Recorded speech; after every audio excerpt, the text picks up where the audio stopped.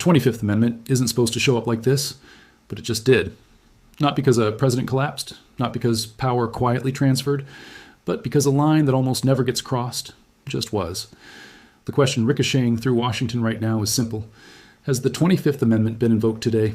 And before we go any further, we need to establish what Section 4 actually is, because the confusion around it isn't accidental. The confusion is the crisis. Hit subscribe to track the truth. Everyone wants to know, can the 25th Amendment be used to remove a president against his will? The answer is yes, but it's complicated. Most people think the 25th Amendment is about succession. President dies. Vice president steps in. That's Section 1. Section 4 is something else entirely. It was written for a nightmare scenario the framers hoped would never happen. A president who is alive, conscious, asserting authority, but whose judgment is so compromised that the people closest to him conclude he cannot safely wield power. Under Section 4, the vice president and a majority of the cabinet, 8 signatures, can send a written declaration to Congress stating that the president is unable to discharge the powers and duties of the office. The instant that declaration is received, presidential power transfers. No vote, no hearing, no court. Like flipping a circuit breaker. That transfer, constitutionally, occurred early this morning. At that moment, the vice president became acting president. The Constitution gives the president a countermove. He can send his own declaration asserting he is able to serve. If he does, power snaps back, unless within 4 days the vice president and cabinet reassert their claim. If they do, Congress is forced to decide. We are in the opening phase of that process. This mechanism exists because the country was once quietly governed by a man who could not govern. In 1919, President Woodrow Wilson suffered a massive stroke. He was partially paralyzed. His cognition was impaired. For 17 months, the public was lied to. His wife controlled access, filtered information, made decisions, while maintaining the fiction that the president was governing. That failure haunted lawmakers. What if a president survived an assassination attempt but couldn't communicate?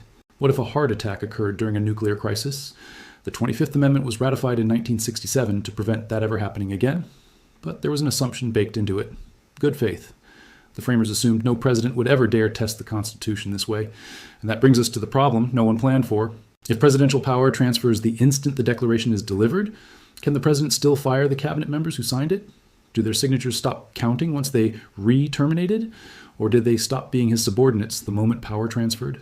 There is no precedent, no ruling, no answer. Which means the government now exists in 2 contradictory states at once. 2 chains of command, 2 people issuing orders that cannot both be lawful, and nowhere is that contradiction more dangerous than with nuclear weapons. The president carries the nuclear launch authority. So does the vice president, but only as a backup. When Section 4 is triggered, those roles should switch. At that exact moment, whose codes became active? Who made that call?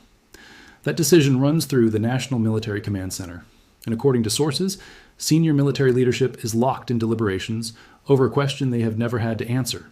Whose orders are legal? If the president gives a launch order and the military refuses, and they are wrong, that historic insubordination. If they comply, and they're wrong, that's an illegal nuclear strike. Deterrence depends on certainty. Right now, there is none. So why did the cabinet invoke Section 4? According to senior officials, the trigger wasn't abstract concern. It was an order. The president allegedly issued a directive for military action against a NATO ally, a naval blockade of Greenland, and authorization for strikes on Danish patrol vessels. The Secretary of Defense reportedly refused. Then came the message, a communication to Norwegian Prime Minister Jonas Gahr Støre, referencing the Nobel Peace Prize, stating that because the president was denied the award, he no longer felt obligated to think purely in terms of peace. For the cabinet, that crossed the line. In their view, this wasn't policy disagreement, it was loss of judgment with catastrophic implications. They believed the emergency brake existed for this exact moment. The president is telling a different story. He's calling the declaration treason, urging supporters to come to Washington. Crowds are forming near the White House. Law enforcement is strained, and here's the final operational nightmare. In Washington, D.C., the National Guard answers to the president. If the acting president orders deployment, and the president orders them to stand down, who do they obey? There is no manual for this. Every commander is making judgment calls in real time. The wrong choice in either direction could be catastrophic. The president is reportedly drafting his counter-declaration. If it's delivered, power snaps back instantly. Then the clock starts. 4 days, then Congress, then a 2/3 threshold in both chambers. Up to 21 days of constitutional limbo. Markets are reacting. Foreign leaders are confused. The chain of command is visibly strained. This is what systemic breakdown looks like. The Constitution was designed to bend, not to be pulled apart from every direction at once. The 25th Amendment has been invoked. The president is refusing to comply. Two authorities are asserting control. History doesn't announce itself politely. Sometimes it just shows up like this. Stay here. I'll be back the moment anything breaks.